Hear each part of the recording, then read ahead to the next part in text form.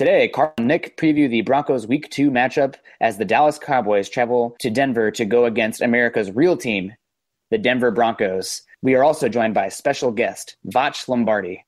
You are listening to the Huddle Up Podcast. Welcome to the Huddle Up Podcast, your go-to show for all things Broncos.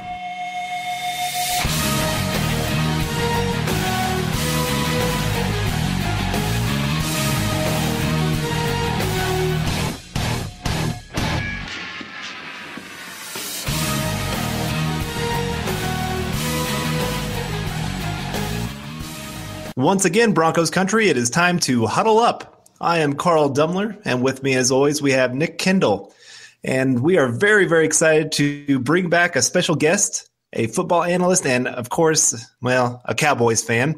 Voch Lombardi is going to join us here today to help us break down this Cowboys against the Denver Broncos. How's it going, Voch? I am the most interesting man in the world. Drink Dos Equis. Stay thirsty, my friends. What's happening, man? Back at it again. Yeah, congrats on the Sunday night win against your divisional rival New York Giants. That was a pretty good game. That was a nice win. Cowboy Monday lasts all week, fam. And I saw some people say the game was boring. It wasn't very boring to me. I saw a lot of ass whooping this game, and I took a lot of notes from it, and I celebrated all night. I'm still celebrating, so I didn't see any kind of boring when it comes to Cowboy Mondays, which is when we get victories. But Cowboy Monday lasts all week somehow. I'm gonna hope we're not gonna have a Cowboys Monday this Monday. Of course we will. Well, as our listeners know, this show's focus is all things that pertain to your Denver Broncos. From game previews to reviews, from roster analysis, offseason and draft speculation. And of course, we got to get a few hot takes in there. Nick and I will continue to bring relevant and intriguing content for the most hardcore fans who eat, sleep, and breathe Bronco football. While it is fun to simply watch the game, we are here to provide you with an entertaining deep dive on the Broncos each and every week. With Nick and myself being film junkies, we will be bringing you these previews with a scout-based perspective, breaking down the matchups from a player's skill set, X's and O's perspective. So, of course, make sure to be following myself here on Twitter at Carl Dumler MHH, as well as follow Nick at Nick Kendall MHH. Be sure to tweet us all the questions that you could possibly have. We have one question we're going to answer today from a listener that sent us one. And we just love everybody's opinions, and we love to talk Bronco football. You can also follow the podcast Twitter account at HuddleUpPod. Make sure to check out ours and our co-writers' written content at milehighhuddle.com, a part of scout.com and an affiliate of CBS Sports Digital Network. Also, make sure you follow and subscribe to our guest account by following at Voch Lombardi on Twitter and subscribing to his YouTube channel. Voch, what's your YouTube channel? Same thing, Voch Lombardi, VOCHLOMBARDI, Voch Lombardi, everything. Perfect. Voch, he is maybe one of the best I know at putting out multiple videos, breaking down film week to week from college football to the NFL. So if you want to get a deep dive into what it takes to understand how the game really works, please go to his page. It's amazing. He actually put out one called the Top 5 2016 Von Miller Sacks. So even if you don't want a deep dive, you can at least go watch those and reminisce of all the great times of seeing Von Miller put a quarterback on his butt.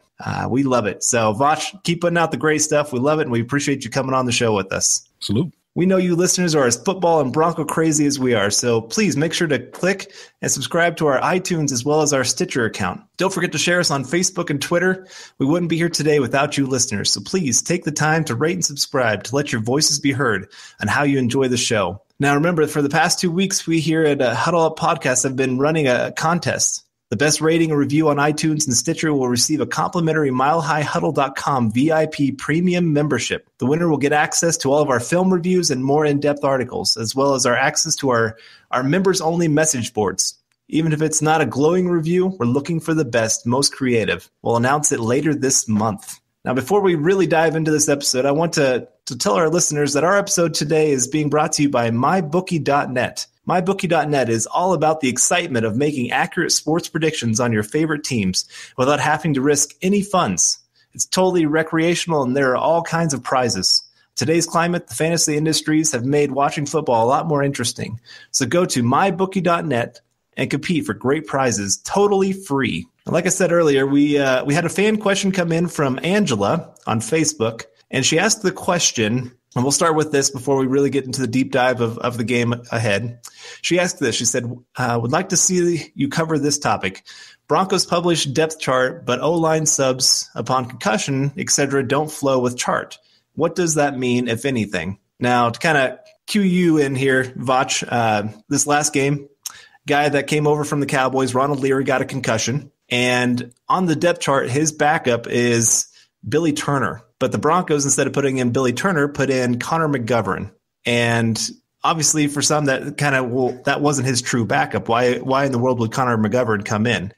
Sometimes, it can be like a matchup situation. So if we're playing against this, 3-tech and he's a gangster and he's strong and he's big and your typical backup isn't well equipped to handle a gangster, he may be soft. He may be a hat on hat, footwork type of guy. You would get someone that can match up with him better. So maybe Connor McGovern, has a little more of an edge to him, and Billy Turner. I mean, his name is Billy Turner. He doesn't sound too intimidating, but, maybe Connor McGovern is a little more nasty or well equipped to deal with whoever you guys were playing at, 3-tech that week. Just an example. Absolutely. I think it just comes down with easy logistics, though. Billy Turner didn't dress. In the game, he's not going to be the guy who can come in. I mean, he wasn't active. And McGovern can play either guard spot and the center position. He is the main backup interior offensive lineman for this team. If Paradis or Garcia / Barber got hurt, it would still be McGovern. So don't trust exactly how the lineup is for the written depth chart. It's going to depend on, like Voch said, the matchups, but also just, if you have versatile guys who can play multiple positions, you're going to move them around.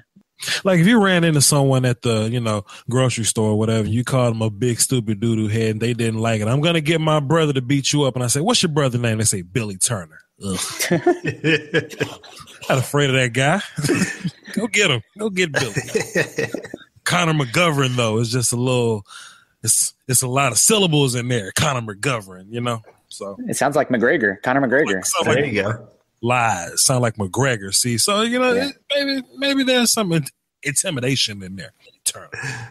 Absolutely. Moving on. Well, hopefully, Angela, that answers your question for you.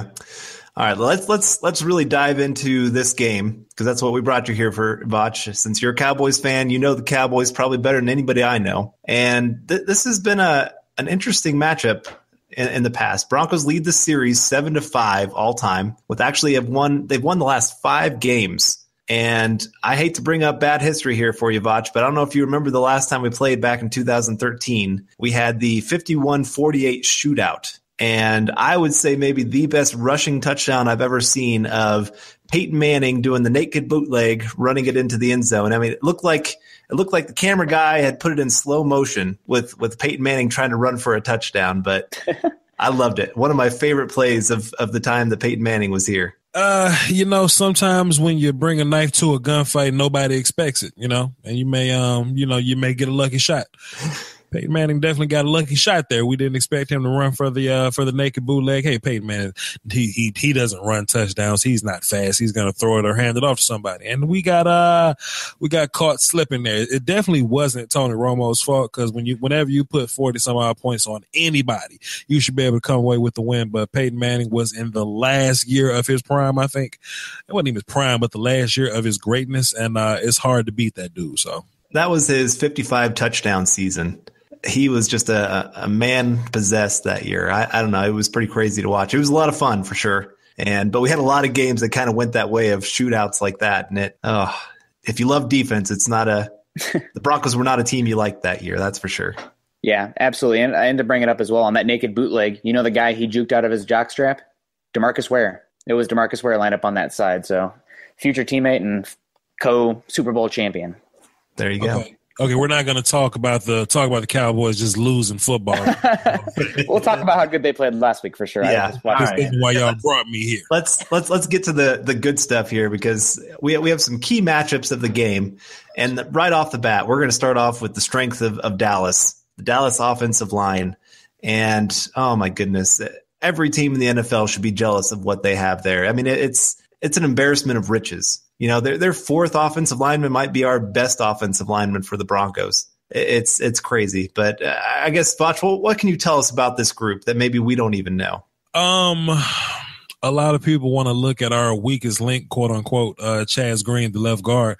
But man, you got to do some digging to find a weak link. And he's proven to be a gamer, so to speak. You know, we have a lot of players that have bad practices or whatnot, but they show up to the game and they're adequate. And I tell people all the time, because they're worried about Chaz Green at left guard and Lael Collins at right tackle, because we did kind of give you guys Leary and Doug Free decided to sit on the couch this year.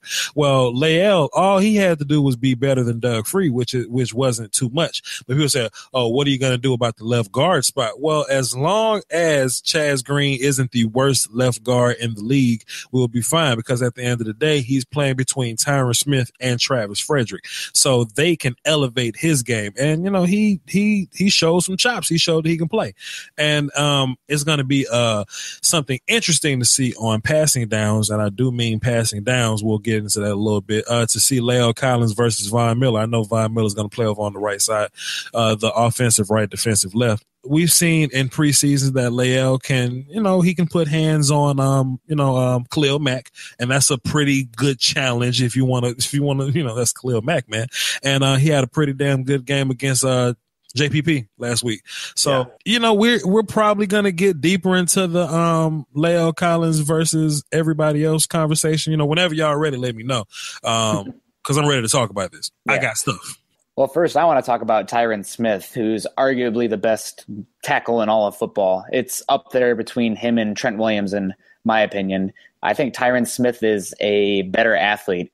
I mean, you want to talk about a guy who checks every box. 6'5", 310 pounds, and he almost has 37-inch arm length. I mean, watching him at USC, I believe he was the 11th overall pick in the just absolutely stacked 2011 draft, which had Von Miller, A.J. Green, Julio Jones, Patrick Peterson, J.J. Watt, Cam Newton. I mean, just what a freak of a draft. And Tyron Smith, you know, not surprising, the best tackle comes out of that class. He actually was the 9th pick. J.J. Watt was the 11th pick. My mistake. Right. And he was the first offensive lineman selected in the first round by the Cowboys since 1981, when they took Howard Richards in the first round. So long time, and it really set a precedent for what Jerry Jones and the management were doing for the Cowboys, at least so it seemed.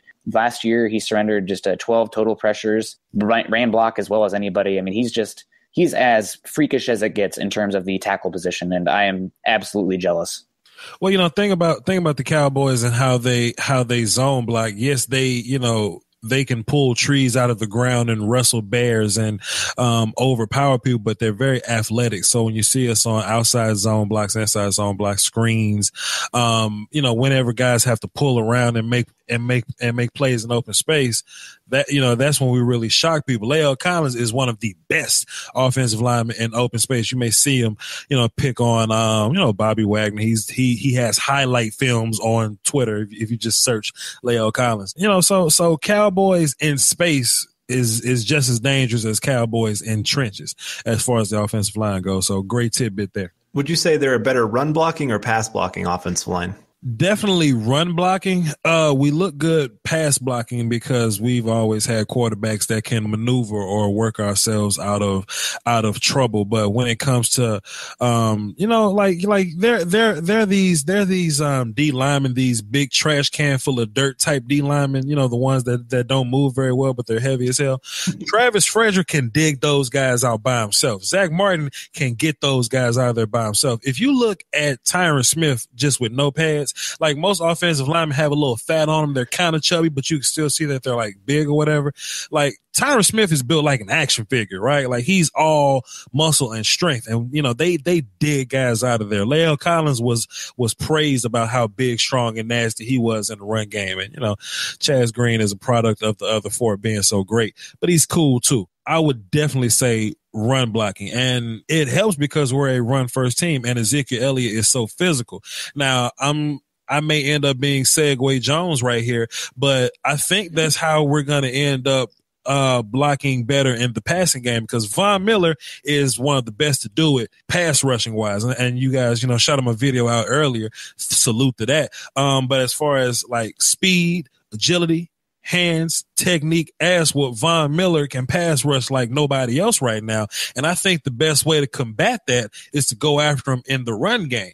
In the Chargers game last week, you kind of saw Von kind of back up a little bit when it came to the run plays. You can block Von Miller when you're going forward. I don't think Von likes to bang with those big 300-pound tackles when he doesn't have to. So if you run the ball and constantly pound Von Miller and make him tackle Ezekiel Elliott, that'll slow that pass rush down throughout the game.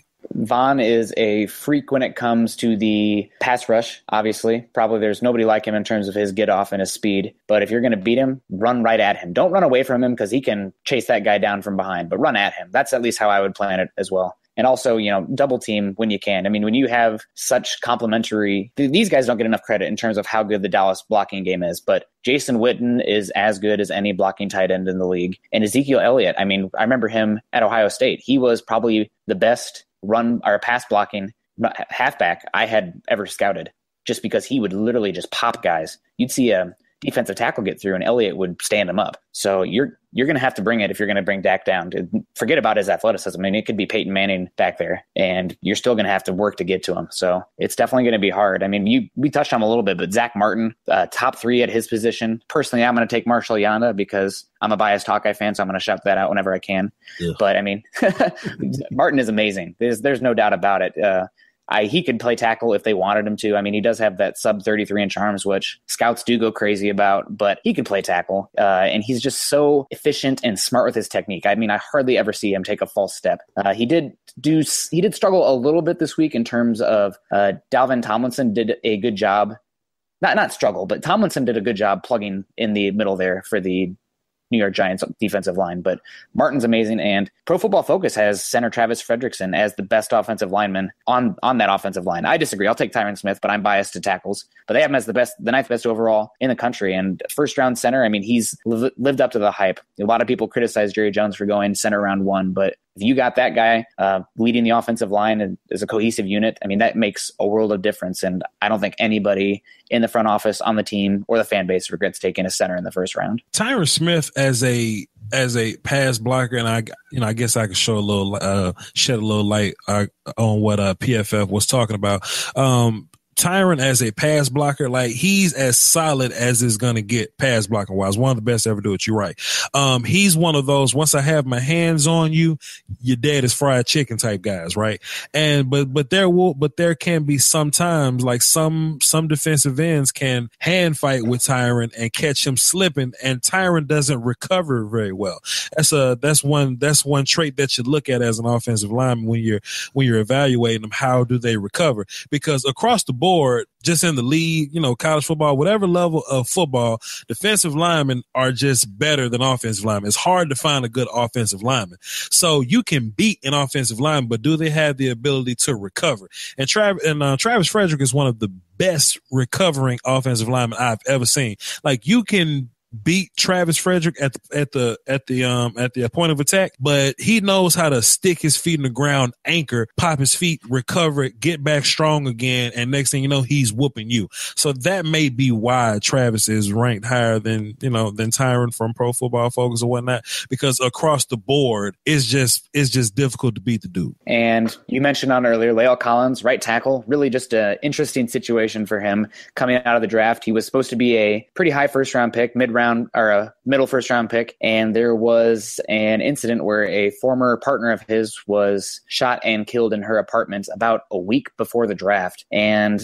unfortunately for Collins, the daughter of the deceased mentioned Collins' name to an investigator, so Collins had to be brought back to be interviewed, and he didn't have anything to do with it. He wasn't even there at the time, but because of this unknown at the time, he went undrafted, and Jerry Jones swoops in and signs the undrafted free agent to a deal, and now potentially one of the best young offensive tackles in the game. He's not the most, he's not a prototype in terms of his size. He's a little bit shorter than most tackles. I believe he's about 6'3" and a half to 6'4", and has arms about 33 and a half. But with how strong he plays, and just as a decent enough athlete, especially as a run blocker at that right tackle position, I mean, you can't really ask for much more at that position, at least.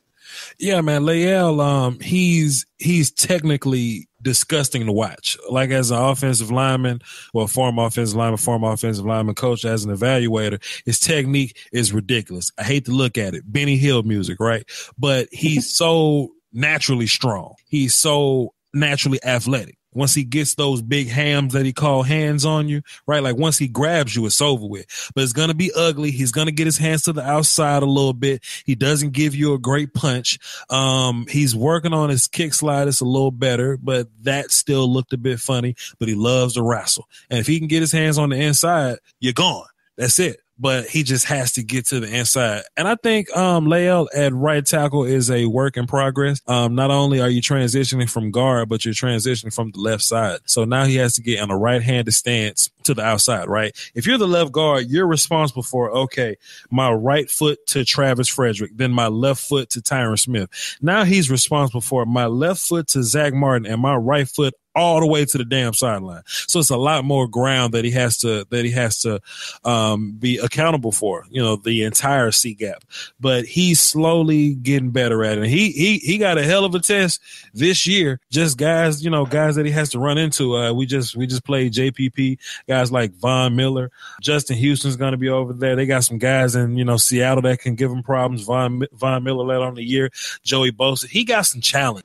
So Leal, he has a full plate, but it's only going to make him better. And if he can come back next year, walking away from those challenges, doing okay, like, man, this offensive line, bro, like that's 4 first round talent, so to speak. Even though Leal didn't get drafted, that dude was going to be a top 15, pick, whatever. He was the best lineman in that class or whatnot. So, man, it's just exciting to see all those guys together.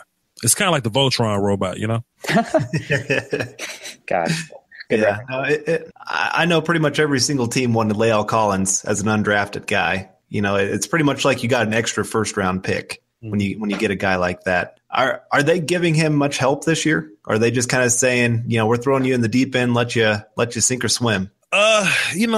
Jason Witten does go over there and chip every now and then. Zeke does keep his eye on that side, but he's been handling it by himself because he's so freaking strong and athletic that he gets it done. Like I said, it's ugly though because he's not a natural tackle. He doesn't have these long arms. He's not the best looking in space, but that dude can move quick and that dude is strong as an ox, man. Yeah.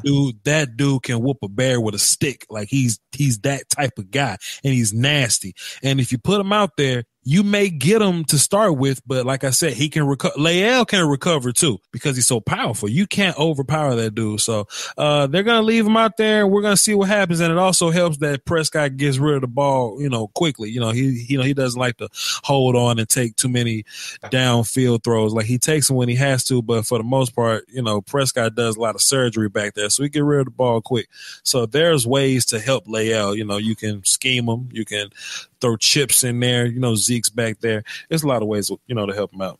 Definitely. Yeah, I just this last game, the Broncos pretty much saw the Chargers send double, triple teams at Von Miller and pretty much say anybody else but Von Miller beat us this game. And so I just thought this would be the one time where I could see maybe a team actually being okay leaving a right tackle alone against him for at least, a good chunk of the game. And I think this is going to be a great matchup and great opportunity for Von to really get tested. He's going to have to because we're going to run directly at him. Like I said, I don't think Von Miller wants too much part in these big 300-pound tackles. And I think the coaching staff understands that because out of nowhere, I was watching film and, man, Derek Wolfe looked a little thicker. I don't know if they're just force feeding him Twinkies or whatnot, but he looks a little bigger. Granted, he looks a lot less explosive, my bad, but he does look like a thicker defensive lineman to try to help, get a little pressure off of those linebackers in that scheme. So, maybe just, the coaches understand that, Von isn't necessarily the game breaker that he is in the run game that he is in the passing game. That was definitely an emphasis for the Broncos this offseason was getting a lot bigger in the trenches, both offensive line and defensive line. Adam Gotsis, he added about 20 pounds. They brought in D'Amato Pecco, and that's about a 330-pound man in the middle. Zach Kerr, another 330-pound man. I guess Jared Crick last year, he got down to like 275 playing on the interior, and they bulked him up to about 290, 295. And yeah, Derek Wolfe, he is bigger. He's around 300 from what I understand. So, you know, they definitely tried to add a little bit more, knowing that they're going to be going against a lot of running teams like the Cowboys, and knowing if they are light like they were last year, it's not going to end pretty. You know, thankfully that first game, Broncos looked a lot better against the run. You know, they gave up the very first carry. You know, I think every Bronco fan had to panic right then and there when they give up a 25-yard carry to start off the game. And then I think they only gave up like 40 rushing yards the entire rest of the game. So if that. I don't think it was, you know, I think they gave up like 2 yards a carry after that first carry. So it was nice to see that, but this will be a lot bigger test. I mean, Chargers offensive line, you're going from like maybe the 25th worst offensive line to the best offensive line. True. And there were some mistakes last week of, you know, our new rookie, DeMarcus Walker.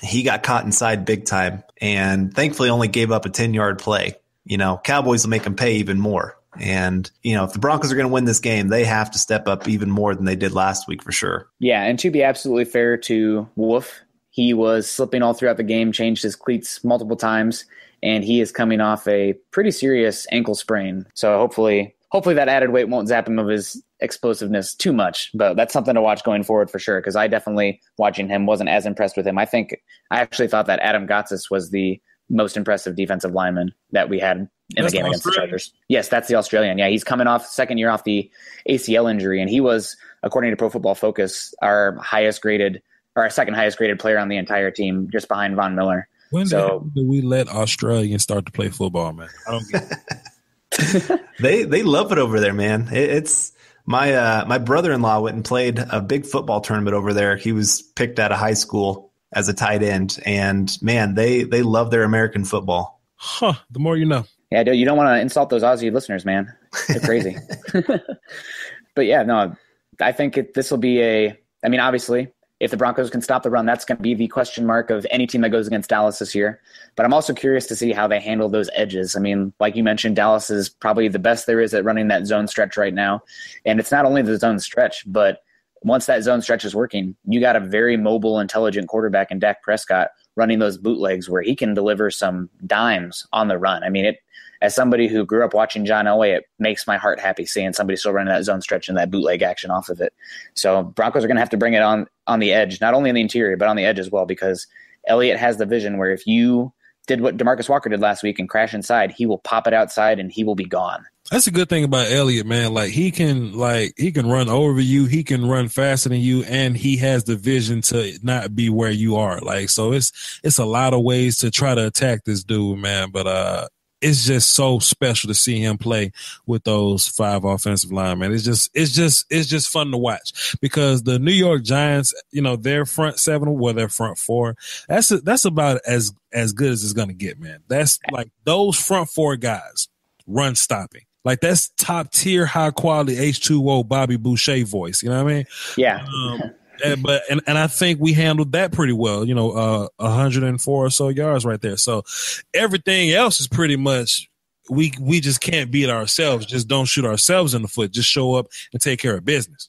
Yeah, absolutely. And for me, just watching this game, watching the Cowboy game just a little bit before, you know, starting this podcast, the way the Cowboys offense is, if you get behind by a touchdown or more, I mean, this game set match, because they're just going to run the ball and put the air out of it. So the Broncos have to not fall behind early. Otherwise this game is going to be over quickly. And that was one of my key points. Trevor Siemian looks very comfortable playing with the lead. You know, I guess he feels better making a mistake when you're up by a touchdown or 2. But, you know, Dak is going to have to make Trevor Siemian play like a gangster. Okay, well, you score, I'm going to score with you. So every mistake that you make, you have to be accountable for it. And I think if you make Trevor Siemian play some big boy football, that could work in Dallas's advantage. Yeah, that's very true. Trevor has not shown yet that he can carry the load. Denver did a very good job overall running the ball and getting that lead. So they could just, 50-50, typical protect the rock type of offense, especially in that fourth quarter where the game almost started to slip because they were a little bit too conservative. But playing from behind and playing catch up, kind of like the that shootout, that 51-48 shootout between the Broncos and Cowboys a few years ago. That's something that I haven't seen from Simeon yet. Granted, he's still a young guy and has plenty of time left to show that he can do that. But playing from behind and having to put up points when the other team has a chance to pull away, that's something that he might have to do this week, and it's not something I have seen from him yet. Oh man. When you have a lead, man, Trevor rushes for extra yards. He scrambles around a little bit. He tries to fit the ball in tight windows, but when the game's closer, like it started to get closer, Trevor starts to think a little bit. Trevor starts to be a little more gun shy, and he'll be more likely to check down. Now, I know some football, but I'm not a football professional or whatever. If I know this, I know the Cowboys know this. So expect that situation. Also, something else I noticed about Trevor Siemian, he loves to throw the ball over the middle. He's accurate throwing the ball over the middle. He's comfortable throwing the ball over the middle. You get the ball past those numbers, though, past the sticks, outside the numbers, Trevor Siemian starts to get a little wonky out there. So expect the Cowboys to try to, show that a little bit too. Absolutely. And that brings us to a pretty good point here. The Broncos wide receivers and Trevor Siemian versus the Cowboys secondary. Now, on paper, it looks like a matchup that the Broncos should win. If you have the little check mark to which side is better in that regard, wide receivers match up decently well against the young cornerbacks of the Cowboys. I mean, I love Chidobe Awuzie. Was a big fan of Jordan Lewis too. He's a pest. Not the best athlete, not the biggest guy, but just a pest. You like those guys in the secondary. They're missing some pieces, such as Carr, Claiborne, and Church. But I think that this is a young unit that definitely has its brightest days ahead of it. But Sanders and DT should be able to win some matchups, especially if they're given a chance to go one-on-one.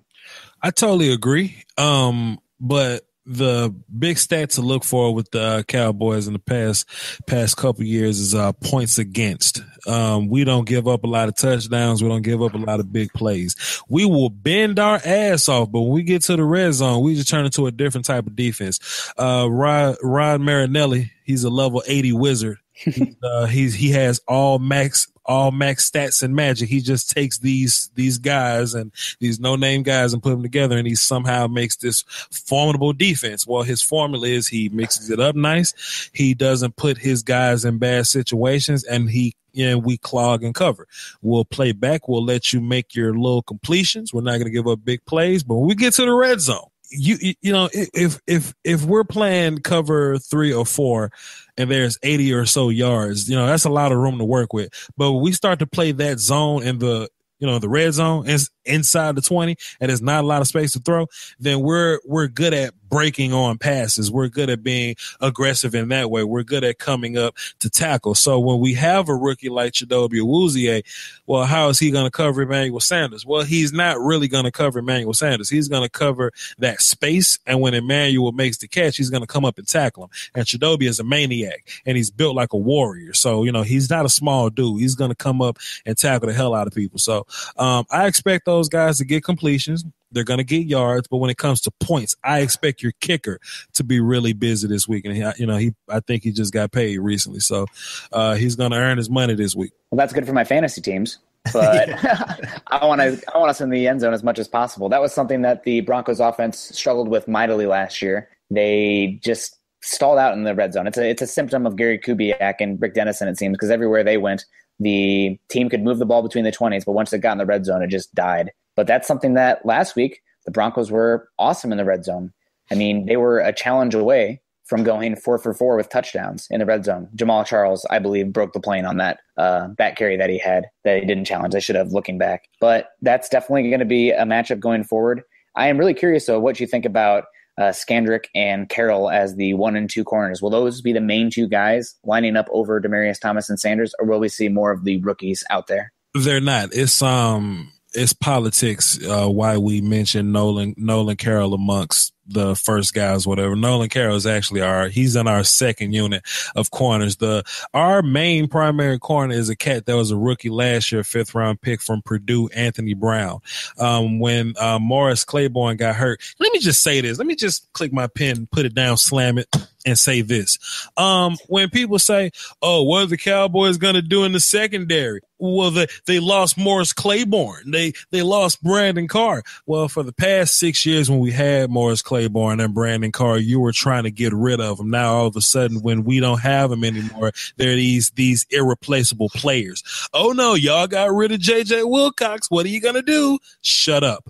Barry Church was very valuable, yes, but he's a strong safety that played the box, didn't have too much range. You can replace those kind of players, okay? So Broncos fans, salute to y'all. I'm not fussing at y'all, but when you're arguing with your Cowboys fans, I want you to put your thinking caps on. And don't make the argument that the Cowboys defense is going to be worse because Morris Claiborne is not playing. Listen to what you say before you say it. With that being said, Claiborne missed about 9 games last year, and that was his rookie, 5th-round rookie from Purdue, Anthony Brown. He stepped in last year, and he played some damn good snaps, and he seems to be our diamond in the rough type of guy. Now, you want to say the right things as far as, well, Nolan Carroll and Orlando Scandrick, our veterans, are going to, okay, cool, you can do the little veteran talk if you want to, but these rookies, these young guys, Anthony Brown, which he's proven that he can play last year, he's going to come back. He actually had the game-winning interception or the daggering interception last week. He caught versus Sterling Shepard. So yes, he did. You may have seen that play. And on the other side, Owuzie is probably going to be playing one of those dudes, or Jordan Lewis is going to be involved somehow. And if we do happen to put Nolan Carroll on one of the wide receivers, Byron Jones is going to be right behind him. We're not just going to trust Nolan Carroll with Emmanuel Sanders or Demaryius Thomas by himself. There's going to be help. So don't just think that everything happens on this one-on-one island type of situation. Football is all about scenarios, man. So when y'all do your pro Bronco, anti-Cowboys talk, just put your thinking caps on before you speak, because a lot of stuff got to happen. Trevor Siemian has to have time. Trevor Siemian has to make the throw. They have to catch it. They gotta beat RDB. It's a lot of stuff that got to happen, man. So that's my mini rant. Absolutely, yeah. Because I didn't cuss, but it's my mini rant. And you have to understand, for us Bronco fans, we're used to having so many of those one-on-one matchups because we play so much more man than any other team in the NFL. And so we're always looking at, this guy against this guy against this guy. And so then we get against teams that play more zone or matchup scenario kind of things. It's kind of it's a foreign concept to a lot of Bronco fans for these last few years, for sure. I don't think y'all heard me when I said Rod Marinelli is a level 80 wizard. And when you and when you become level 80, that covers mastery of all wizardry. So he'll figure it out, man. Don't trip. Yeah, absolutely. I mean, if that's an area where if the Broncos are going to win this game, they're going to have to win that matchup. It's that simple. Food for thought with Cowboys defense. One last point. I'm going to let you go back. Last year, Cowboys gave up.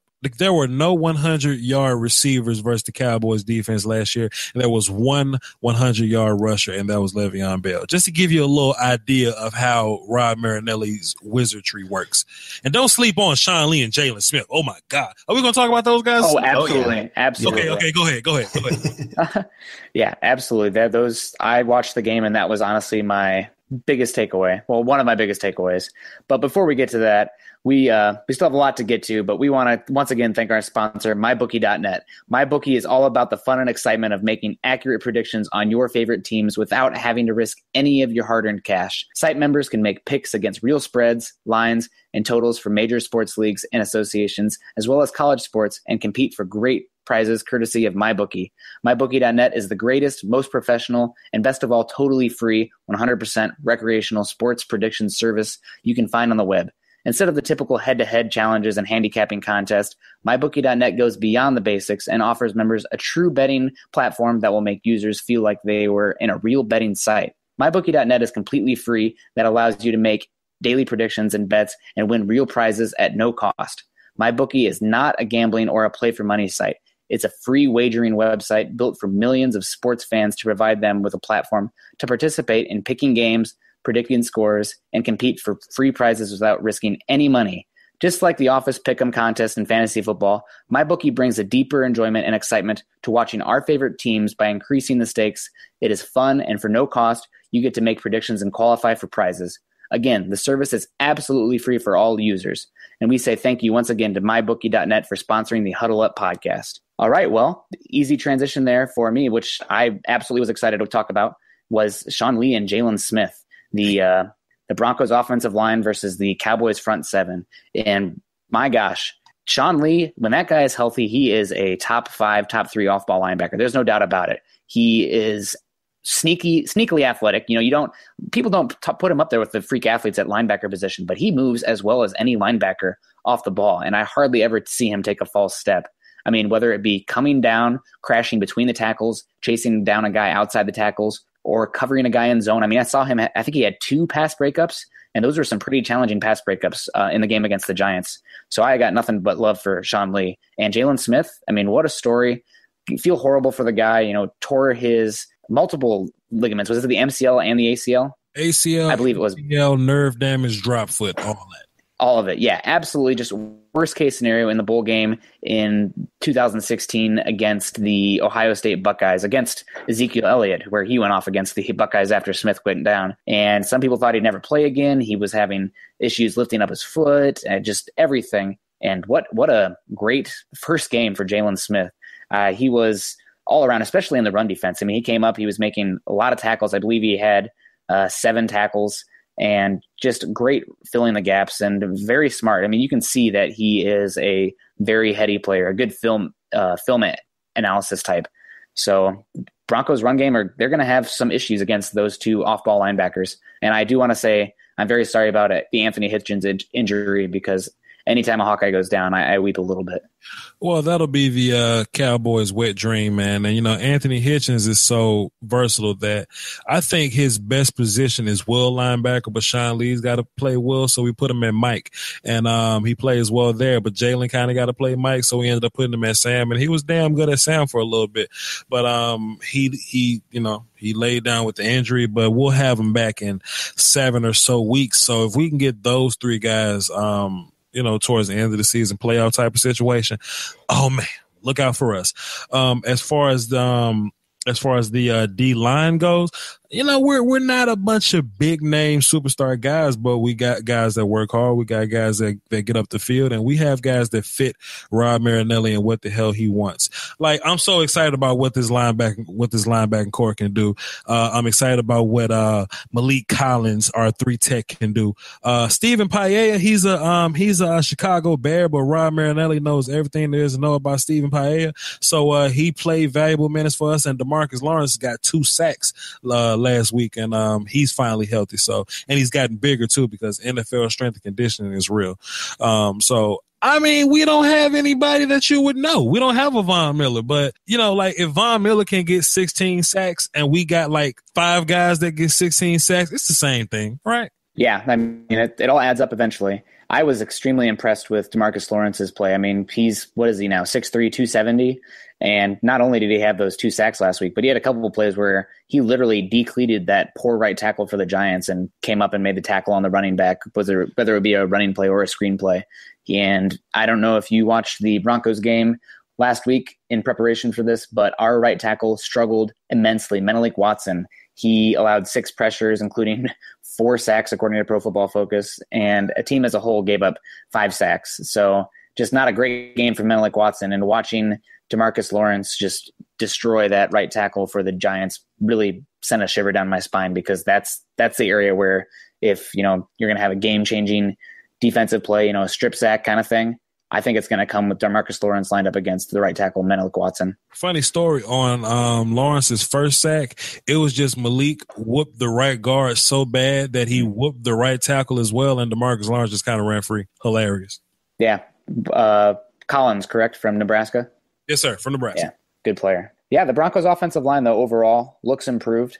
They looked improved against the Chargers. Surprisingly, that's a pretty good defensive line. Probably for my money, the second best edge rushing duo in the NFL behind the Texans. Garrett Bowles had a great game. Props to you. Last time we had you on here, you're saying Garrett Bowles, offensive tackle number 1, you're fine. If he's doesn't make it at left, put him at right, but he's offensive tackle 1, and we're hoping you're right there. He had a great game, graded positively, 95.3 pass blocking efficiency, only 1 sack and 1 hurry, and a 79.5 run blocking. So going up against Ingram and Bosa, who they rotate back and forth pretty frequently, that's a pretty good game for the rookie offensive tackle. Leary had a great game before he went out for the concussion. Luckily, Bronco fans, he passed phase 1 of the concussion protocol, so he is on track to play Sunday. Whether or not that happens remains to be seen, but he is on track. So fingers crossed there. 0 pressures and 20 pass blocking opportunities, and had a very high grade in the running game as well. So it would be a big loss if we lost him, especially for that motivating factor of going up against his former teammates. Garcia and Barber for left guard had a solid game. They each gave up 2 pressures. That's definitely the left guard and right tackle is the weak spot on the Broncos offensive line. I would argue those are probably the least 2 important positions on the offensive line. Granted, you need a strong unit across the way, and it depends on the matchup, who you're going against and everything. But I'd rather have a great right guard, center, and left tackle if I'm building a roster. And center Matt Paradis, he looks solid. I mean, he was the number 1 rated center according to Pro Football Focus last year. For my money, I'm taking Frederick. But, that's just me. Sorry, Bronco fans. He graded 82.2 overall, 4th best among centers last week. 1 QB hurry, 74.4 pass block grade, and an 81.9 run blocking grade. Does a great job of getting to the second level and just being just arriving in control and hitting those guys in the second level, whether it be pulls or driving off. Tidbit for Garrett Bowles moving forward, just so you guys keep some eyes on him while he's playing, even when he goes against linemen that are better than him, because I think it's fair to say that that Joey Bosa and Ingram are technically better than him. What saves Garrett Bowles in these exchanges is that he's tough and he's physical and he likes to wrestle and he doesn't quit. So that helps. That helps him finish his block. So when he, the more he learns how to play offensive lineman, he's going to get stronger. He's going to get stronger, trust me. And he keeps that nasty wrestle, like to whoop you thing going. Bowles could be special. I liked him coming out. I like him still. We're going to need him to be special on Sunday for sure. Cause I don't know, against these 2 linebackers, I agree. Jalen Smith, Sean Lee, they're quickly becoming the probably best combo off-ball linebacker in the NFL. Seattle, I guess, could make an argument for their group, but I don't know. These 2, I think, can really pass them pretty quick. So yeah, our offensive line, they're gonna have to do better than they did this last week. The Chargers have a decent front 7. I mean, they have the 2 outside rushers that are just dominant beyond belief. They have a couple other guys that are pretty solid, but I don't know. I agree. I've watched a little bit of this Cowboys game from this last week, and as a unit, it's amazing how well they play together. And you hit on it. Their coaching is amazing. Puts them in great position to make plays, and just shows the importance of coaching for an entire game. That you put people in the right position to make plays. You put them towards their strengths, not their weaknesses. And so Broncos on offense, they have to come out, play a great game, because we have a great defense, but the Cowboys are still going to do something. You got to put some pressure on that offense. You got to force them to have to try to throw a little bit and really put the ball in Dak's hand instead of Elliott's hands. And Dak, I've seen him come back before. So, I mean, that's not great hands to have the ball in either. But yeah, it's going to be a great matchup. I like these front 7 matchups on both sides. Sean Lee is just so football smart, man. Like, you can tell how much he studies. He just he knows what you're going to do before you do it. And Jalen Smith, he's not as football smart as Sean Lee. Now, Jalen Smith is football smart, high IQ, but Sean Lee is like professor smart, right? And it's like Sean Lee's smarts get him there, but Jalen Smith's freak athleticism gets him there. You know what I'm saying? So when Jalen can get his IQ side up, because Sean Lee's 31, he's not going to get any faster than he is now. When Jalen Smith can get his IQ up to where Sean's is, that could possibly be one of the best Cowboys draft classes ever. Zeke 1, Jalen Smith 2, Malik Collins, Charles Tapper, Dak Prescott, Anthony Brown. Yeah, right. Good job, Anthony Brown. That's a hell of a draft class, man. And that's some cornerstone pieces at each part of the team. So salute to the Cowboys for taking the power out of Jerry Jones's hand and letting young Steven take over. Yeah, and personally, I'm wishing that you guys would have traded up and taken Paxton Lynch, because Dak Prescott would be a Bronco right now, and he was one of my boys in the draft. So what might have been? Why would we do that? Dak Prescott's better than Paxton Lynch. We weren't going to trade up anyway. That was propaganda. Don't listen to the machine. Oh man, that's that. Dak Prescott was in the Senior Bowl. The Cowboys coached the Senior Bowl, so they're very close to Dak. And they knew that Dak was going to fall. Now, granted, they wanted Connor Cook. They wanted Connor Cook and Paxton Lynch before Dak Prescott. But everything happens for a reason, man. Yeah. Well, we have one more key matchup that we wanted to hit on before we moved on to our X factors for this game, and that is honestly the interior weapons for the Cowboys versus the Broncos linebackers. If there is any unit on the Broncos defense that is vulnerable, it is the off-ball linebackers.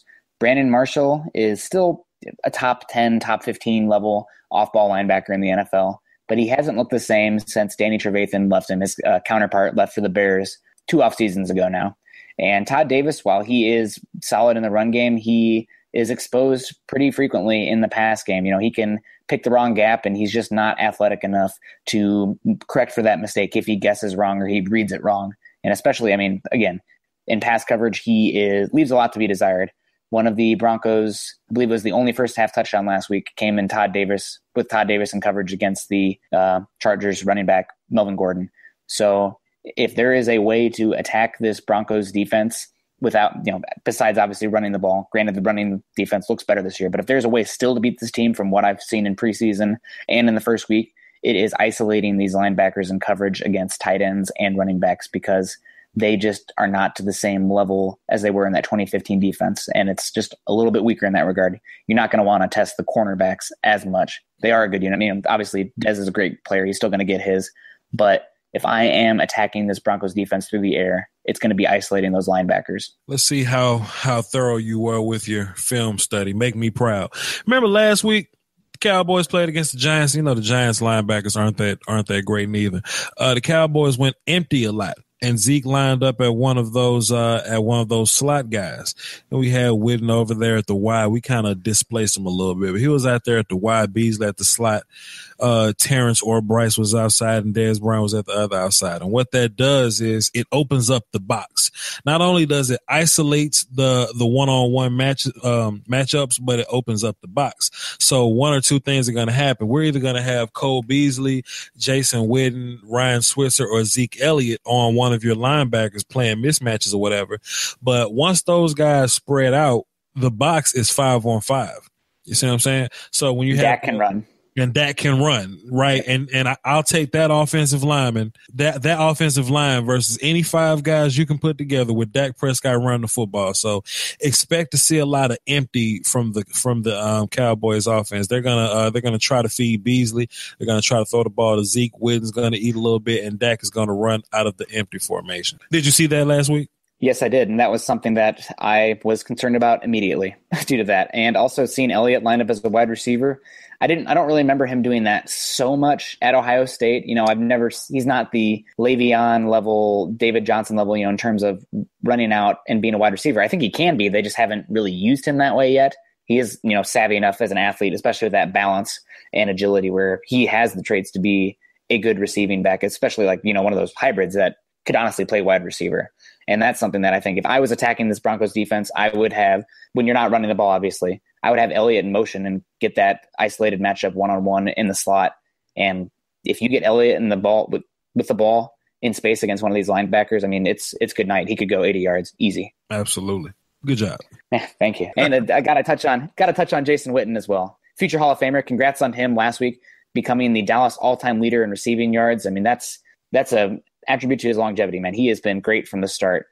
6'6", 260, and great blocker. He's always been a great blocker. He's never really had getaway speed. He's not really an incredible seam threat, but in terms of the third down ability as a target magnet and a red zone weapon with hands like fly traps and just being savvy, he is still one of the best in the league in that regard. And I don't know if there's ever been a first ballot with Gates and Gonzalez and Witten. I think you definitely have a strong argument for those guys. The type of quarterback that Dak Prescott is that he does surgery. He's not the super gunslingy guy. He's the precision, find the open guy, get the ball there guy. And Jason Witten is the type of receiver that fits Dak perfectly.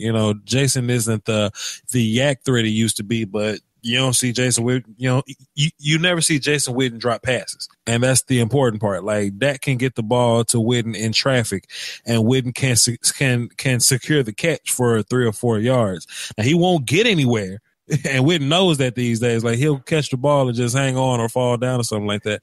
But he won't drop the football. So that's a guaranteed 3 or 4 yards. That's dangerous in the, third down plays, 4th and short, things like that. So.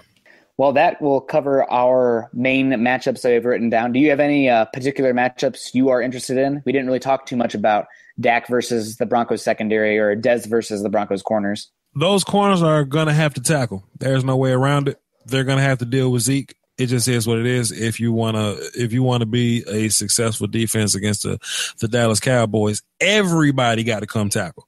And if Talib ends up playing on Dez, a lot of stuff can happen there, man. I think both those guys have the ability to frustrate each other because they play so physically. Talib plays so close that he gets away with holding a lot. But if he doesn't, if that doesn't work and his initial man coverage doesn't work, he can give up a lot of big plays just playing so close to the guy. So, look out for that. As far as everything else go, I think we're going to be just, taking the shots that we're given, playing matchups, like when you watch Phillip Rivers, right? When Phillip Rivers last week, when he actually ran the offense, when he started to do surgery, when he took the open plays, the Chargers were able to move the ball on Denver and score touchdowns. But when Phillip Rivers early in the game, when he was a gangster and he was making the big throws, he was trying to hit deep passes. That's what the Broncos want you to do. They want you to hold the ball long so you can get sacked. They want you to throw the ball deep because they have a great secondary. Do your surgery. Find the open guy, get the ball to him, fight the next down. And I think that's something that Dak is going to have to do and just take what's given to him. It's going to be frustrating because the Broncos defense and the Giants defense are eerily similar. You can't hold the ball too long, and they will give you fits as far as trying to find wide receiver separation. Run the ball, take your open passes, and make the other quarterback, play football.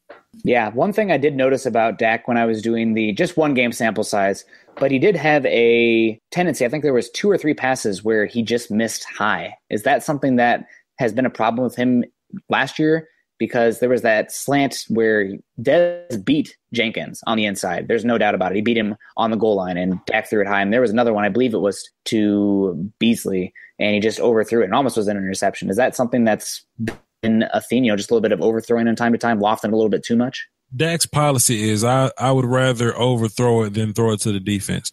So if he overthrew something, it was far away from where, the guys in the opposite jersey could catch it.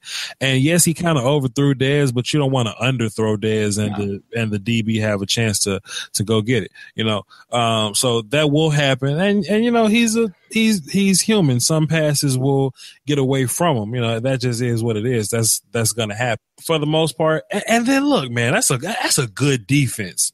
The Giants is a good defense, and the Broncos have a good one too. So when we play a regular team that doesn't have a super defense, we'll see. I expect some errant throws this week, but I don't expect Dak to turn the football over. Okay, one more question about the matchups. You are the Broncos defensive coordinator for this week. What is the one point that you are driving home, one tactic, 1 point that you think could be the difference in the game? And if the Broncos do this, they will win. I don't want to be, super cliche guy, but we just can't let Zeke go clean off, because if Zeke can establish the run game dominantly, play action is there. And you want to know another way to stop pass rushing and Von Miller? Play action. You want to know a good way to beat some of the best DBs in the league? Play action. Make them look for Zeke. And like I said, the cornerbacks are going to have to tackle. So if you're a cornerback and your eyes are on Zeke the whole time because he could be getting the football, that could be an advantage for our receivers. So you want to force feed Twinkies to your D linemen to make them more stout, to make it harder to run against them. Hey man, let's see if that works, because you're going to have to stop the run. Well, that's good news for the Broncos D-line. We're going to need all hands on deck, and Kerr and Crick are reportedly to be on schedule to be back. So that's 2 more big bodies. And Wolf, again, another week off that ankle sprain that was pretty serious. He had to be carted off and practice with it. So, hopefully, not for your sake, Voch, but for our sake, hopefully the D-line comes to play. Yeah. All right, well, I think we're going to go ahead and move on to our next section here, and that is called the X Factor section. And last week, Nick and I had a couple players that we picked. I picked Justin Simmons, and he picked Trevor Siemian. And honestly, both of our guys showed up. That was so I'm kind of hoping that our guys show up that we picked this week too. But last week I picked Justin Simmons, like I said. I I was very impressed. For a guy that's replacing a Pro Bowl safety and TJ Ward, I thought he did a tremendous job. You were talking there, Voch, about not having to miss tackles. He had the second highest run stop percentage of any safety in week 1. I mean, that's a very small sample size. Didn't miss a single tackle, and there was a lot of plays where he was that last line of defense, and he was the guy that stepped up and made a very, very nice tackle. He's not a big hitter, but he's a very nice form tackler. And then another thing that I saw was that he didn't have a single pass attempted against him. You know, one of the biggest issues the Broncos have had over the last, I don't even know how many years, has been tight ends have destroyed them. And this last game against the Chargers, when they have Antonio Gates and Hunter Henry, 2 very, very good tight ends, we didn't even hear their name until the fourth quarter. And so very, very impressed. Had a couple communication errors, but yeah, loved the work that he brought. And Nick, you with Trevor Siemian, you know, you and I have both had our concerns about him. Not that he completely erased every single one of them, but he came out, played a pretty good game there. Yeah, he did. I mean, they didn't ask him to do too much. I think that's the thing. Voch touched on it as well. The Broncos got the lead, and then you just got to play game manager, control it, and not make the big mistake. 17 for 28, 60% passing, which is that big important cutoff number, 2 touchdowns, a rushing touchdown, and an interception that was a little bit controversial. My main thing with him that I wanted to see was better pocket movement, and he did do that and didn't do that. He moved around, and especially that first touchdown that he threw where he was rolling to the right and threw it off his back foot to Fowler. I mean, that was honestly my favorite touchdown of his career so far because he had everything going. But that said, he did do some issues with himself in the pocket. He was sacked 4 times. Granted, Watson was getting beat like a drum on the right side, but especially that drive where McManus missed that field goal, he ran himself into a couple sacks where he should have gotten rid of the ball just to made sure that you came away with 3 points, and they lost about 16, 17 yards, and that was the difference in the missed kick. So Siemian, you know, I give him a B+ on his performance last week. Also coming in line with the Broncos playing with a lead and able to run the ball effectively. 29.7% of his passes were off the play action. So last season it was only 17.7. So if the Broncos are behind, say goodbye to that play action being as effective. And I'm a little bit more worried about that against the Cowboys front than the Chargers because the Cowboys defensive line is pretty big. I mean, Tyron Crawford is the edge on that side. And what is he, about 290? He's a big edge. He's almost like a 5 technique. And then you got Lee and Smith coming downhill. So this week, but last week he passed with flying colors in my opinion. All right. Well, moving on to this week, I am going to go with Bradley Roby. And a big part of this is he didn't have that great first game. I mean, it was kind of one of those, he either made the big play that really had you cheering or the big play that made you want to pull out your hair. You know, he had his I don't know, was it 3 defensive pass interference calls against him? 2 or 3, but I mean, they were like 30, 40-yard penalties kind of things. I mean, they were big-time penalties that really set up a couple touchdowns for the Chargers. And, you know, like I said, he had that great interception. You know, he's that athletic player that can go make a play anywhere. And I love that the Broncos trust him. You know, they have 2 all-pro cornerbacks. And I seem to see a lot in this last game where the Chargers worked to isolate Allen on him.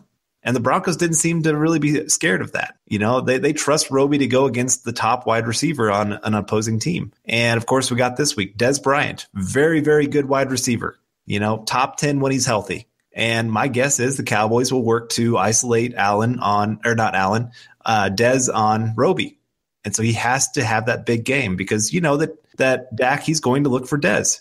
He's going to give him some opportunities to go make a play. And even when he's covered, there's going to be some times where he's probably going to try to throw it up to Dez Bryant a little bit. Bradley Roby, he's got to have a better game, or at least a more consistent game.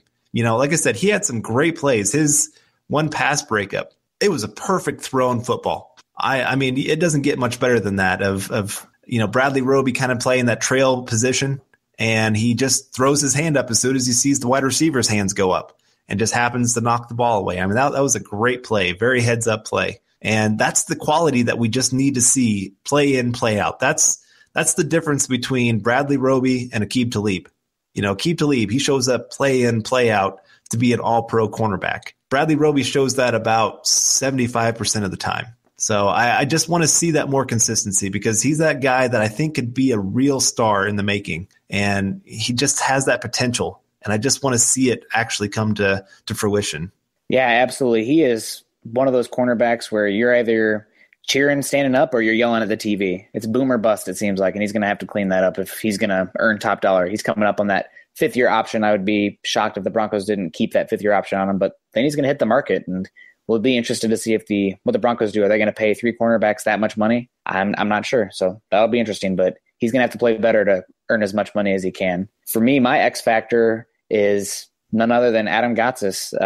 Only played 31 defensive snaps last week, but I mean, it was the best game of his career so far. He finished the game with an 84.2 overall grade, and his run defense grade was 88.1 last week. His 36.4 run stop percentage, I believe, was top 4 of all interior defensive linemen last week. Also, he still has some work to do. Technically, sometimes he doesn't use his hands the best to get off blocks. Like sometimes he'll stand straight up into a blocker's chest instead of using violent hands to get off. When you're watching him next to Derek Wolfe, it's pretty obvious when you see Wolfe rip a guy's hands off and then Gotsis go right into his chest. But I think Gotsis earned himself more playing time, and with the uncertainty, the amount of reps that Kerr and Crick can get, and with how good against the run Gotsis looked, he's a guy that I would be playing a lot because he looked better against the run than Shelby Harris did, in my opinion, and is potentially going to be that starter opposite Wolfe. And if he steps up and is able to take on the weakest length of the Cowboys offensive line, which is, that's not saying much, but in Chaz Green at the left guard, that could make a big difference for how the Broncos handle the the Cowboys run offense this game. Is it okay if I pick a Cowboy, or do I have to pick a Bronco? Yeah, no, that's absolutely fine. My guy is punter Chris Jones. Ooh. And let me explain. If you had your film cap on last week watching the Cowboys versus the Giants had to start most of their drives within the 10-yard line. Chris Jones pinned those guys within the 10 a lot. And it's harder for an offense to move when they got to go. It's harder for them to score when they got to move 90 yards. Football is a game of field position, hitting yards, things like that. If you start on the 50, think about your percentages. You can possibly put it in the end zone. You're close to field goal range there. But if you have to start inside the 10 every time, and I think Trevor Siemian is the type of quarterback to where if you put 90 yards in front of him, we'll see what happens. He may look down the barrel of that gun, and he may not have the quarterbackness. I'm making up words right now. He may not have the quarterbackness to, stay calm after his 6th time being pinned inside the 10-yard line, having to drive so much. So Chris Jones was a very important part of what the Cowboys did last year on defense. And even though the defense played well, Eli Manning is much worse when he has to travel a long way to get to the end zone. Yeah, good choice. Good choice. Yes. Very surprising. Not very often you hear somebody pick a punter. And I'm winging it, man. Yeah, I'll take it. All right, well, let's move on to our last section here. And that's kind of what we're going to be watching for in this game. And last week, every year, every team goes into the season with some question marks and things that you just kind of want to see. Is this improved? Is this the same? Is it worse? Whatever it is. And Nick, last week you picked to stop the run. And for the most part, Broncos showed a very much improved run defense. Like I said, after the first carry, held Melvin Gordon and their other running backs to 2 yards a carry. That's pretty impressive. And it's just something that they have to continue to grow on. And for me, I picked 3rd down conversion. I almost went red zone because we were terrible at that. We were, it was just downright terrible last year. But some of that is we just couldn't even get into the red zone. And, we had, I think, what was it? Were we the worst in the NFL in 3 and outs? Yeah, we were. And we were 31st in the NFL in 3rd down conversion last year. And this year, first game, you have to remember with football, this is the hard part with stats is you have such a small sample size, things can jump like crazy. You can have a quarterback that, you can have Sam Bradford look like he's the best quarterback in the NFL right now. If that's all you had to go off was week 1, you might be saying that, or Alex Smith, or, just some crazy names out there. Anyway, week 1, thankfully the Broncos stepped up. They were tied with Dallas for 5th best in the NFL with 53% conversion rate compared to 34% last year. So very, very impressive. One of my things that I walked away, especially with Trevor Siemian. Last year, how many times did he throw short on a 3rd down play? You needed 5 yards. He threw it for 3 yards. And it just drove me up a wall. And this year, he was aggressive. Wide receivers were making catches. Tight ends were making catches. It was, like I said, I was just impressed with the offense. It was a lot better than I've seen in the past for sure. But Nick, what's your what to watch for this week? My what to watch for, which we touched on a little bit, but it is the Broncos edge players, whether that be as a pass rusher or edge defense. Like we talked about with that bootleg and that zone stretch, the edge rushers are going to be stressed heavily in this game to not only get after the quarterback, but set the edge. DeMarcus Walker stunk with it last week. He struggled with it in college as well. Shaquille Barrett, a very good job. Honestly, he was one of the better players on the Broncos defense last week. He's a name that not many in the national media know about, but he is probably our most underrated player. And I honestly think he's a better edge rusher, a better overall edge player than Shane Ray. Personal preference. I like the guy that can set the edge. And Dak Prescott, granted, this is obviously a byproduct of an incredible offensive line and being able to run the ball. But last season, his average time to throw was 2.88 seconds, which was tied for the third longest in the NFL. So he is going to hold the ball. And if the Broncos are going to win this game, they're going to have to create some pressure on Dak. He can't just sit back there and be that game manager and just find that wide open guy. Otherwise, he's going to pick you apart. I mean, he's accurate enough and he's smart enough that he's going to take what you give him when he has time to do it. So Von, speaking with Voch here, I'm not sure if he's going to get double teamed, triple teamed. I mean, when you have a guy like Witten and you have a back like Elliott, you have those options to adjust based on how the game is going. But to be able to get home at least somewhat, and they have to set the edge in that run defense. Otherwise, this could be a game that snowballs quickly for the defense, especially if the offense is having to play catch up consistently. Yeah, man, Dak and Zeke are they're gonna be the ones that gotta put the mayonnaise on the sandwich, so to speak. We know Zeke is gonna run the ball. We know Zeke is gonna be effective, but at some point the Broncos are gonna make an adjustment. At that point, when the Broncos make the adjustment, will Dak be able to keep things consistent passing the football? Will he be able to find receivers and throw them open and make the right plays on time? Things like that. So I'm expecting big things from Dak. And if we can somehow beat this Broncos defense, you feel much better about all the teams to come. If you can put points on the Broncos, put points on the Giants, you feel a lot better in those Packers matchups. When that defense isn't as good, or the Falcons matchups, or the Chiefs, because they're the new team on the block that people have faith in. So, also that offensive line, man, I need to, I know Tyron's good. I know Zach's good. I know Travis is good. But if you're La'el Collins and you can block Von Miller, I know you can block Justin Houston and Joey Bosa. Chaz Green, you're the weak link, but you're a strong weak link. You know what I'm saying? So I want to see, can he continue to play? Just let this offense be the thing that drives this football team, and can the defense be as dominant as they were last year? I got a lot of questions. I got a lot of things I want to see, man. But hey, man, football's back. Let's enjoy it. Yeah, definitely. All right. Well, I'm going to go with the Broncos' third receiving option, and I've harped on this all off season just because this was one of the weaker links on the entire team last year. A lot of people want to hit on how Simeon played or Lynch played or the offensive line blocked or anything like that. But for me, that third receiving option was such a missing piece from last year. And first game against the Chargers, the tight ends, and I'm going to throw Fowler in there as well because he's that third receiving option. They combined for 8 catches for 119 yards and 2 touchdowns. Now, honestly, I do think they have a tougher matchup this week because, you're going to have Sean Lee, you're going to have Jalen Smith, you're going to have Byron Jones.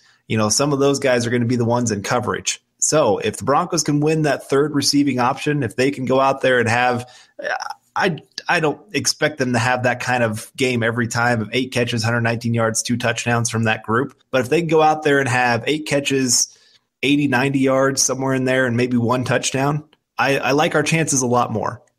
Teams will have to start respecting those type of players over the middle compared to last year. It was just so terrible watching those guys run routes last year. It broke my heart because I'm a receiver at heart. That's my group. I love that group. And so to see them just doing nothing was very tough. So Fowler, he's got to keep it up. He's got to keep showing that he can be that trustworthy guy that you can go through on those third downs. Those tight ends, they made some tough catches. Training camp, I heard that they were making a lot of drops. So can they continue that? I just got a lot of questions with this group. Was that a one-hit wonder, or is this going to be a band that stays around and you enjoy for years? I don't know. They're going to be a huge measuring point for me of how this season's going to move forward for us. Yeah, absolutely. And because I always have so much to say, I have one bonus quick hit key to the game for the Broncos. Don't get behind early. Because if you do, this Cowboy offense is built to make the game over quickly. They're going to control it. They're going to pin you deep. They're going to make you march down the field. They're not going to give up any big plays. So if you get behind and you let them control the game on the ground and with the defense, game's probably going to be over. So don't get behind. Get the lead, and hopefully that can change the flow of the game. Make Dak beat you then, which he can, but playing from behind is not a key to success this week against this team. Who wins? Oh, man, it's a 2.5-point spread to Dallas. Oh, man, you're putting me in a tough spot. I don't want people to stop listening to me. See, I was thinking like 27-14 or something. That's what I was thinking. Oh, man, 27-14. Oof. Yeah, okay. I guess I'll go with the over. I'll go 24-20, Dallas. I guess I'll be the Bronco homer here. I'll go 24-21 Broncos. Like I said, I was very impressed with this defensive line and how they handled the run game this last week, especially considering when you had what was supposed to be two of your biggest contributors on the defensive line, and Kerr and Crick, both of them out. And so for our young guys to step up, and now we're getting Crick and Kerr back, I don't know. I like that we can maybe make a few stops. I don't think we're ever going to contain them the entire game. I mean, that would be incredible. This is a dynamic offense that can beat you multiple ways. But I don't know. I just like the Broncos in the past. They've done so well against teams that have strong run games, or when they've had success back in 2015, when they were so successful, because they could put extra people in the box because they trusted their cornerbacks. I think that's what we're going to see here. They're going to trust their cornerbacks to go make plays, and they're going to trust that they can put an extra guy in the box to help stop the run and really make Dak beat them. And I really think the Broncos might get to Dak a little bit here. Make him make that one big mistake, that pick six or something like that really puts the Broncos over the top. So that, and especially just the Broncos home crowd. I was so impressed with the Broncos crowd this last week. I hope they're back out there again this week showing off. I mean, every camera that they tried to show pretty much was shaking.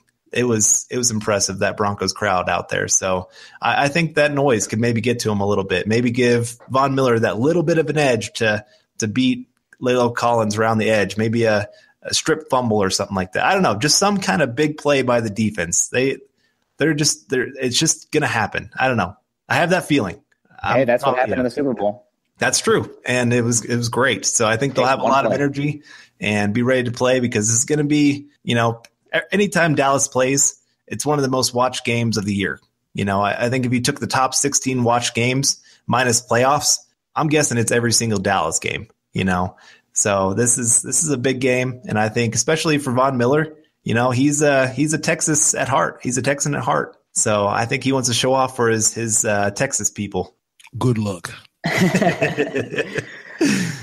Well, before we get out of here, we want to say thank you again to our sponsor, Audible. Get a free audiobook download and a 30-day free trial at www.audibletrial.com/huddleup. Over 180,000 titles to choose from for your iPhone, Android, Kindle, or MP3 player. Again, that's www.audibletrial.com/huddleup. Well, that will wrap up the Week 2 preview episode of the Huddle Up podcast. Hopefully the Broncos will be finishing 2-0. Sorry, Voch. And on our way to a perfect record into that bye, Week 4 or Week 5. You can find Carl on Twitter at Carl Dummler MHH and myself at Nick Kendall MHH, as well as find our Denver Bronco articles and content on Mile High Huddle, an affiliate of Scout.com and the CBS Sports Digital Network. Tomorrow morning, I am going to be working on an Adam Gotsis All-22 film piece. I already have all the film picked. I just have to sit down and write down the who, what, when, where, why, how of it. But I'm excited about that. And as you listeners know, I love the defensive line, so expect more of the same going forward. What about you, Carl? What are you working on right now? I'm working on 3 keys moving forward that I need to see from this team to really trust them. That if they continue to show this trend over the next 3 to 4 weeks, when we get to our bye week, I'm going to feel really good about our chances of being that playoff team, because I think I've talked about it on here. I was not the highest person on the Broncos this year. You know, I don't, and you weren't either, Nick. You know, we've seen that our team has some struggles, some holes in it, and a little bit of rebuilding. You know, when you get rid of a guy like TJ Ward, it's kind of a sign that you're rebuilding a little bit. But, you know, that first game, they had some signs that left me a little bit more excited than I was before the season started. So I don't want to get too crazy or too over the top because of one game, but these are the three things that I want to see moving forward. Well, I look forward to that one. That sounds like a great article. Listeners, you should also make sure that you follow and subscribe to Voch Lombardi on Twitter at Voch Lombardi, and the same for YouTube. He does great film breakdowns. What's the next thing you're working on there, Voch? I'll probably be breaking down one of these rookies, Kenny Galladay or something like that. You know, keeping it in the division. I just broke down Tariq Cohen, you know, things like that. I may do some Broncos work. I've been wanting to do some offensive line stuff, so I may take a look at Garrett Bowles. You know, I'm going to look out for that. Yeah, absolutely. And I know you were not super big on Cam Robinson. I don't know if you got a chance to check him out, though. He had a pretty solid game against J.J. Watt. Not true. Even the conversation we had was you thought that Cam was a tackle, and I was like, yeah, Cam can play tackle, but Cam will be a phenomenal guard. I still stand by that. He'll be a phenomenal guard. But he's been pretty productive at tackle, but man, that dude at guard. But I see what you're saying though. I feel you. I mean, he's literally in the perfect situation for the type of tackle. I mean, blocking for Leo Fournette in that downhill offense and that Tom Coughlin build. I mean, if there is a place that he's going to make it at tackle, that's about as good as it gets. Shouts out to the Jaguars. I find myself doing a lot of Jaguars film, and it's not because I'm a Jaguars fan, but they just got a lot of talent and a lot of people that intrigue me. I just did a 10-sack video. I understand it's a Broncos, you know, show or whatnot, but you can always laugh at, 10 sacks against Tom Savage and Deshaun Watson. So check that out, man. Calais Campbell is a beast. Absolutely. After week one, I think the Jags are my dark horse playoff team. I don't even care if it's Bortles or whatever back there. You got a good run game and a defense that looks as good as theirs looks. I mean, I'm a huge Calais Campbell fan. He's one of my boys. I mean, you already have the Titans 0-1. Texans just got a beat down, and the Colts look potentially as bad as the Jets without Andrew Luck. So watch out for the Jags, all I'm saying. You can follow the Huddle Up podcast by subscribing on iTunes, and for Android users, Stitcher, Spreaker, CastBox, SoundCloud. And we also have audio up on YouTube now, so you can check that out. Thank you to all you YouTube listeners for commenting, and we do our best to get back to you guys with your questions on there. Follow us on Twitter at Mile High Huddle and at Huddle Up Pod. Again, please be sure to subscribe and rate us and reach out to us, as we love interacting with you guys and fellow Bronco fans. For Carl Dummler and Voch Lombardi, I'm Nick Kendall, wrapping up another episode of the Huddle Up podcast. We hope you enjoyed it, and we will see you next week. And for all of us, especially Voch, go Broncos. Salute. Mile High Huddle.